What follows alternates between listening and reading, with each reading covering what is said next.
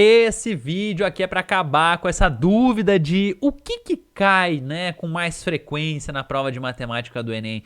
Eu montei essa lista, pessoal, porque me frustrava muito entrar. Cada site que eu entrava, cada fonte que eu olhava dizia uma lista diferente de conteúdos.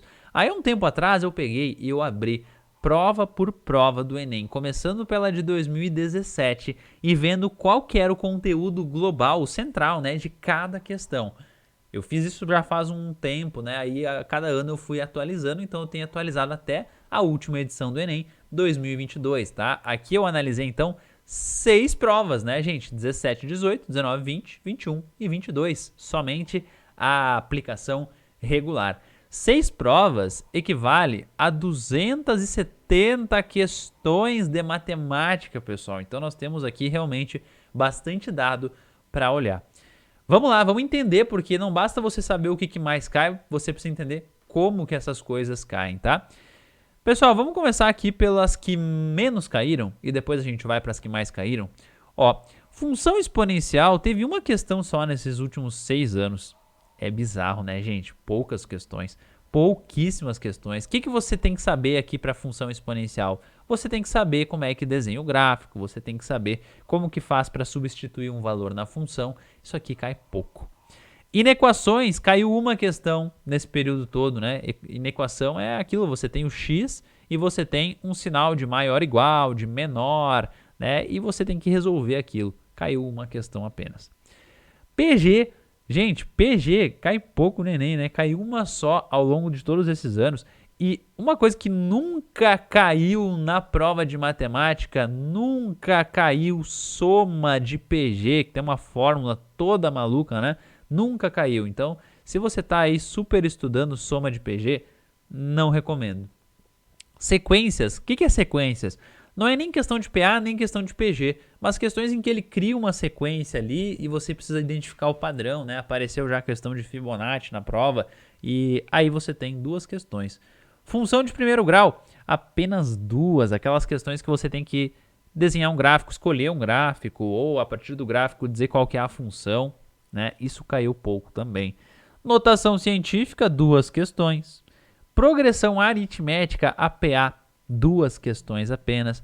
Matrizes, 3 questões. E pessoal, quando cai matriz no Enem, ele só quer saber colunas e linhas, tá? Ele não vai fazer você multiplicar matrizes, ele não vai fazer você calcular determinante, ele não vai fazer você calcular matriz transposta, é só interpretar linhas e colunas. Essas 3 questões aqui foram muito parecidas uma com a outra.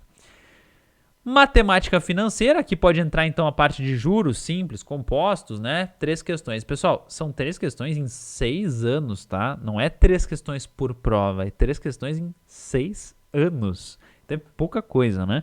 Esses conteúdos aqui que eu comecei falando aqui, eles caem muito pouco. Função de segundo grau, 4 questões nesses últimos 6 anos. O que você precisa saber? Você precisa saber como é que desenha o gráfico, né? Como é que calcula as coordenadas do vértice, como é que você substitui um valor na função de segundo grau. Isso tudo são coisas que podem aparecer.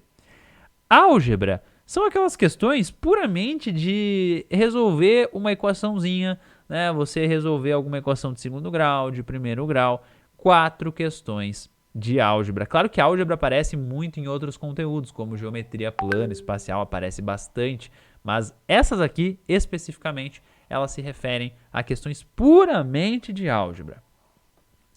Função trigonométrica foram 5 questões nesses últimos 6 anos, então menos de uma por ano, né? Você tem que analisar muitas vezes algum gráfico que a questão dá e dizer qual que é aquela função. Essa é a forma que mais aparece. Trigonometria foram 5 questões e trigonometria, gente, é só seno, cosseno e tangente no triângulo retângulo, tá? Você não vai precisar aí se preocupar com lei dos senos, lei dos cossenos, arcos, soma de arcos trigonométricos, isso não aparece no Enem. Logaritmo, um pouquinho mais de uma questão por ano, né? 6 questões nos últimos 6 anos. Na verdade, exatamente uma questão por ano, né? 6 questões nos últimos 6 anos, então uma questão por ano, em média, de log. Né? O que você precisa saber? Você precisa saber as propriedades de log, a soma, a propriedade do quociente, a propriedade da multiplicação de log. Isso aqui é o que mais aparece.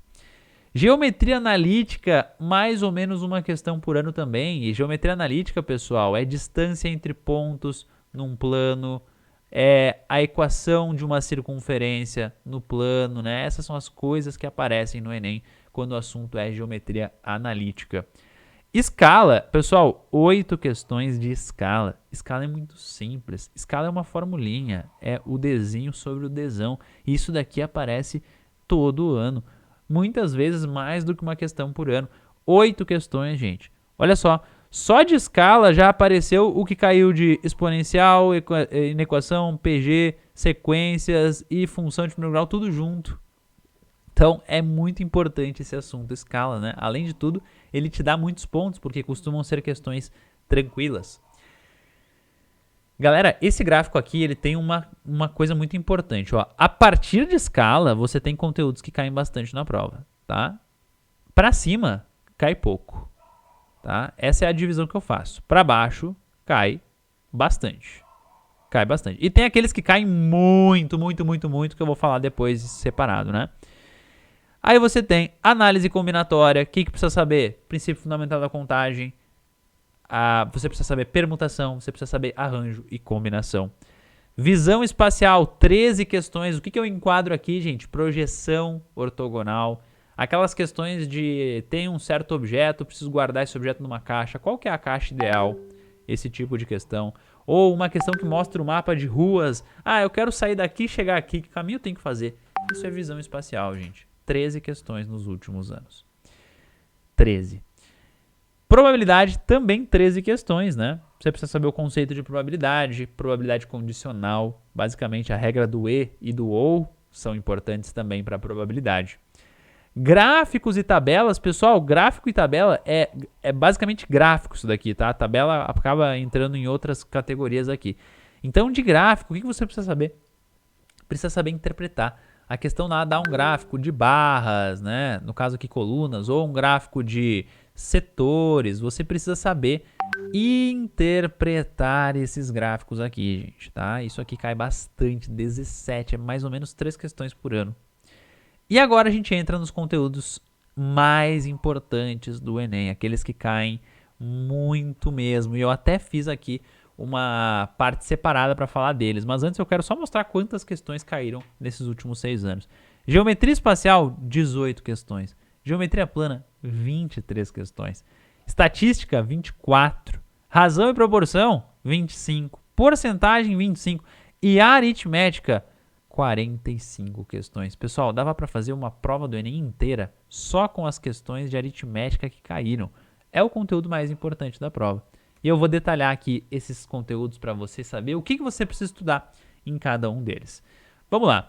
Pessoal, geometria espacial, você precisa estudar prismas, você precisa estudar pirâmides, você precisa também estudar os sólidos de revolução. Quais são eles? Cilindro, cone e esfera, tá? É isso que cai na geometria espacial. A parte de visão espacial eu coloquei em outra categoria, né? Em geometria plana, pessoal, o que você precisa saber? Você precisa estudar triângulos, quadriláteros, círculos, tá, gente? Basicamente são as figuras mais importantes que caem todo ano aí no Enem, geometria plana. Na parte de estatística, o que é o mais grosso, né? Média, aritmética e ponderada, moda e mediana, né? Assuntos muito importantes para a prova, que caem bastante, que você precisa ficar ligado. 4 questões por prova, em média, né? Que eu coloquei em média quantas questões caem desses assuntos por prova. Razão e proporção, pessoal, aqui está a boa e velha regra de 3. Exatamente, aqui você vai ter a regra de 3. Mas não só isso, né? Aqui você vai também ter aquelas questões que falam de constante de proporcionalidade, que falam de relações de proporcionalidade. Na linha de cima, porcentagem, que é um conteúdo extremamente rápido de estudar. Cai o conceito de porcentagem, como faz para calcular uma porcentagem de alguma coisa. Cai também aumentos e descontos percentuais, né? Uma coisa custava tanto, teve um aumento de tantos por cento, quanto que ela passou a custar. E claro, né, nós temos aritmética como sendo o conteúdo mais importante da prova. O que nós temos aqui, gente? Vamos lá, essa é a parte mais importante, então vamos dar uma atençãozinha, ó. Operações básicas. Além disso, frações. Você tem aqui a parte de MMC, né, MDC, toda essa parte de números primos, fatoração.